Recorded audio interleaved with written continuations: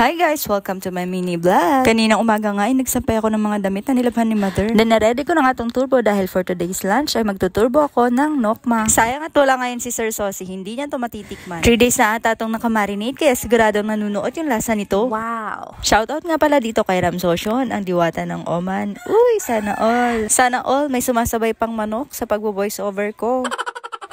Ayan na nga, sinindahan ko na nga itong turbo. Medyo nakakabobo nga yung part na yan dahil akala ko sira na yung turbo. Ayaw umilaw, yun pala hindi pa pala nakasaksak yung extension. Buti na lang at napansin kong hindi pa pala nakasaksak yung extension. Kinabahan ako doon, hiniram ko lang kasi itong turbo na to. Kala ko nasira ko na. Awanti pagbayad ko.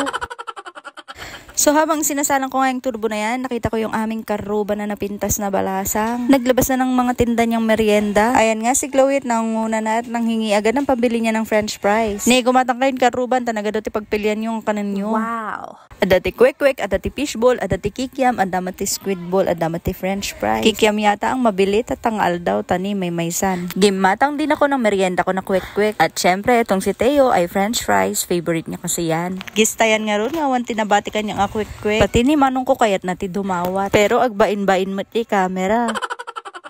May samot datoy na ate IC nga mukhang kwek-kwek. Pati itong pamangkin ko humabol, inutusan ng tatay.